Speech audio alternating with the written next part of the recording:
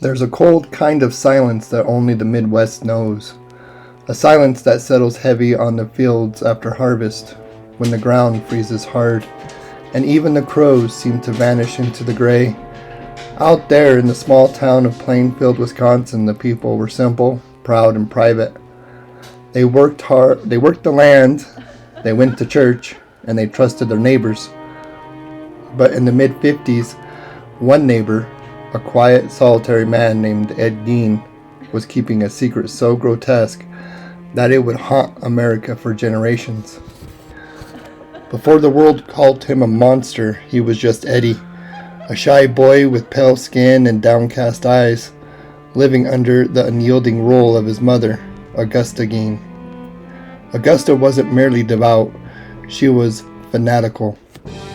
To her, women were sinners, corrupters of men, spawned from Eve's original sin. She raised her sons on scripture and fear, lecturing for hours about fire, damnation, and the impurity of the flesh. Her voice was thunder in that small wooden house, and when she spoke of sin, her eyes burned with conviction so fierce that even the lamps seemed to dim. The world outside her door, Plainfield's modest homes, its friendly folk, was in her mind a cesspool of temptation. So she kept her boys close, shut away from the world. For Ed, that world became impossibly small. His mother, the farm, and the church. And that was all.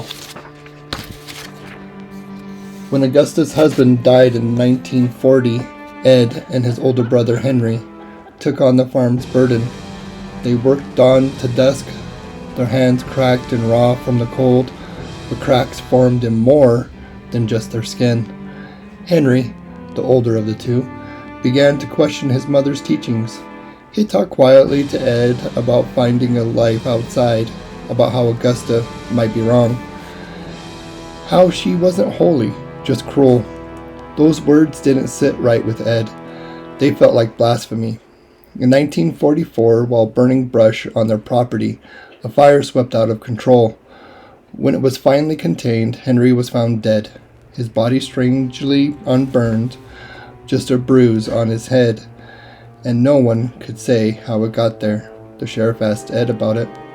He only looked down and said, "Something happened to Henry. He's dead." No one pressed further. Plainfield wasn't the kind of place to pry.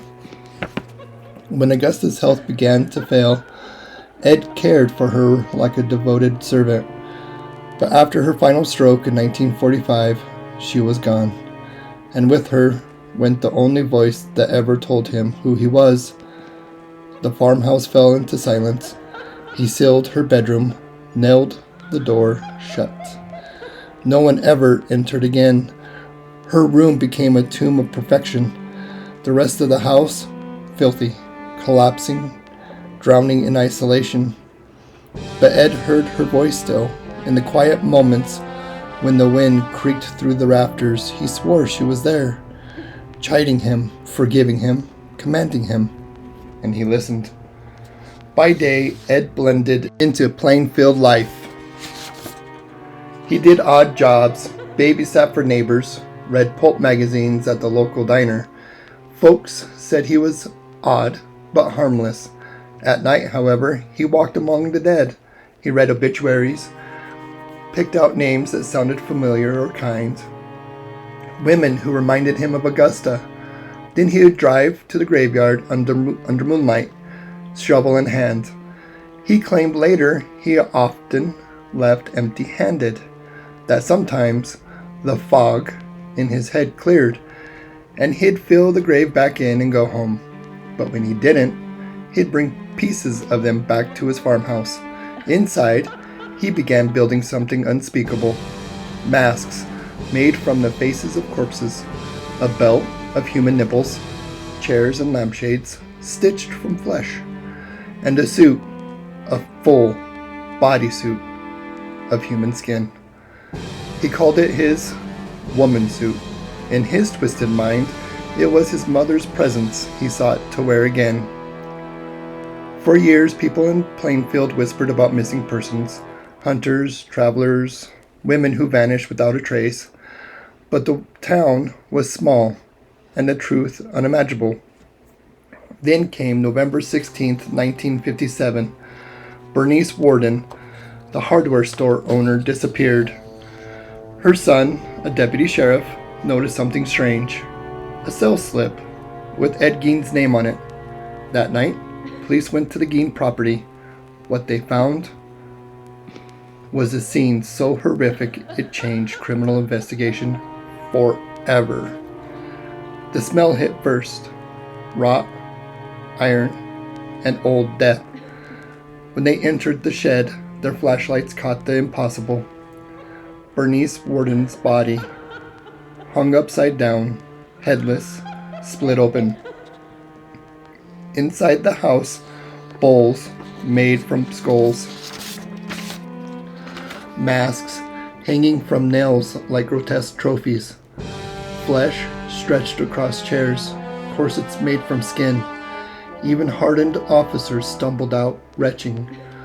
One man dropped to his knees and swore he'd never sleep again. And there, sitting calmly in the corner, was Ed Gein, quiet, compliant, like a man relieved to finally be seen. At the sheriff's office, he confessed everything in a soft, almost childlike voice. He told him about his grave robbing, about crafting artifacts from the dead, about wanting to feel close to Mother again. When they asked him why, he simply said, "I wanted her back. I wanted to be her." His words chilled the room. Ed Gein was declared legally insane and sent to Central State Hospital. There, he lived quietly for decades, reading pulp novels, gardening, and chatting politely with staff. He showed no anger, no violence, just a strange, vacant kindness, as though the darkness had burned itself out. But his story didn't fade. It spread through America's imagination like wildfire. Alfred Hitchcock's Psycho drew directly from his madness. Norman Bates, the boy, ruled by a dead mother. Then came the Texas Chainsaw Massacre, and later, Silence of the Lambs. Each film, each book, carried a piece of Ed Gein's sickness into pulp culture. He became a ghost story, told in every flickering theater light, every whispered tale of the macabre. When Ed Gein died in 1984, they buried him beside Augusta in Plainfield Cemetery. Ed, even in death, couldn't escape her. The tombstone that bore his name was stolen and vandalized as if the world itself refused to let him rest.